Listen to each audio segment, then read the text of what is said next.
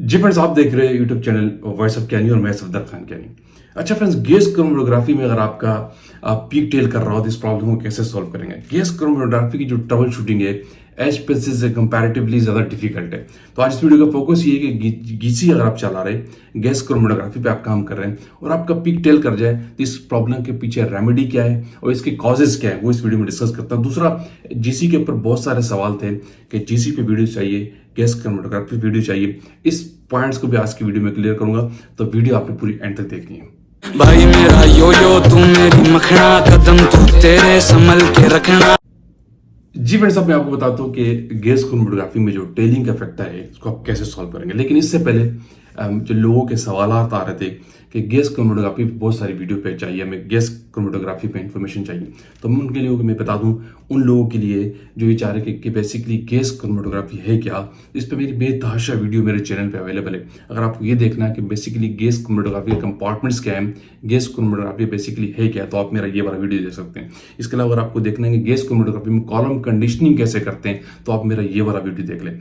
इसके बाद अगर आप देखना चाहते हैं गैस क्रोमेटोग्राफी में ट्रबल शूटिंग के इंटरव्यू क्वेश्चंस क्या है, तो वो भी आप मेरा ये वाला वीडियो देख सकते हैं। इसके अलावा आप देख रहे हैं गैस क्रोमेटोग्राफी के ऊपर इंटरव्यू क्वेश्चंस ट्रबल शूटिंग के अलावा, तो वो भी आप मेरा इस पर ये वाला वीडियो देख सकते हैं। मीन्स कहने का ये है कि बहुत आशा मेरी गैस क्रोमेटोग्राफी पे वीडियो अवेलेबल है, तो मैं लिंक भी शेयर कर दूंगा। आप लोग इसमें डिटेल में जाके जिन लोगों के सवाल थे, क्यूरीज थी कि गैस क्रोमेटोग्राफी पे वीडियो हो, तो ये मेरी सारी वीडियो आप जाके वहाँ पे देख सकते हैं, ठीक है। लेकिन आज मैं सेपरेटली आपको ये भी और बता दूं कि बेसिकली जो पीक टेलिंग का फैक्टर होता है जो गैस क्रोमेटोग्राफी में आता है, उसको आप कैसे सॉल्व करेंगे।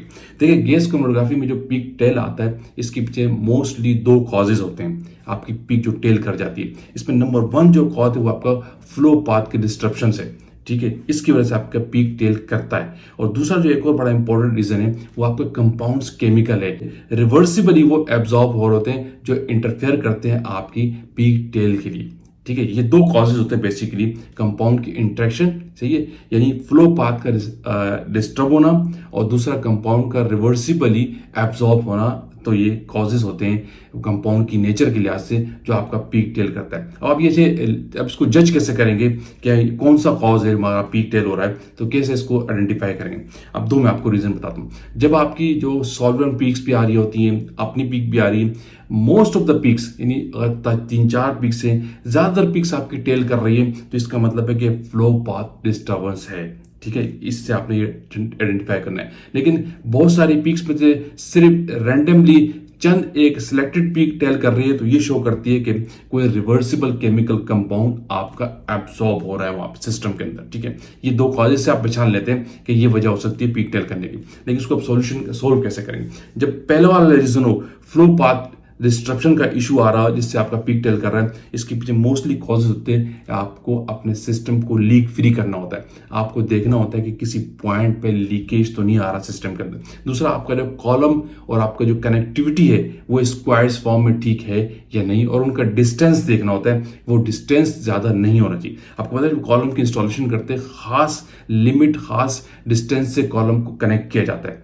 ठीक है। डिस्टेंस अगर कम ज्यादा हो जाए तो उससे भी आपका सिस्टम प्रॉब्लम करता है, पीक टेलिंग के चांसेस बढ़ते हैं, ठीक है। और दूसरा एक बड़ा इंपॉर्टेंट चीज है, लीक्स आपने ओवरऑल सिस्टम को लीक फ्री करना होता है ताकि आपका जो डेड वॉल्यूम है वो कम से कम हो, ठीक है। लीक फ्री करना ही है, लेकिन जो आपने डिस्टेंस है कॉलम कनेक्टिविटी का वो आपको कम से कम करना है और सिस्टम का डेड वॉल्यूम को कम करना है। सिस्टम जब डेड वॉल्यूम जो एक्स्ट्रा ट्यूबिंग की वजह से बढ़ जाता है उससे भी आपका पीक टेलिंग होने के चांसेस बढ़ते हैं।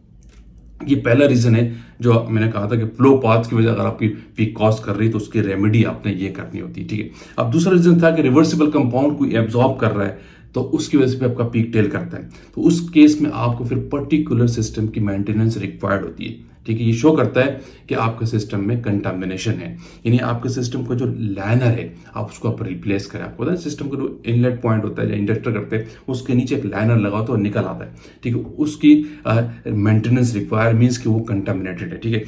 खासकर गॉड कॉलम के हवाले से भी हो सकता है आपका गॉड कॉलम भी कंटामिनेट हो चुका हो, वो भी प्रॉब्लम कर रहा हो। खासकर जो आपका लाइनर है ठीक है, वो और स्टेनलेस स्टीलर जो है उसकी मेंटेनेंस रिक्वायर है, वहाँ पे कंटामिनेशन कहीं ना कहीं से एंड से सिस्टम में जब आपकी कंटामिनेशन होगी तो आपके पेट टेलिंग होने के चांसेस बढ़ते हैं। तो इस 2 रीजन की बेस पे आप अपने सिस्टम को आइडेंटिफाई कर सकते हैं कि गैस क्रोमेटोग्राफी जब आपके पीक टेल कर रहा हो तो इस तरह से उसको जज करें।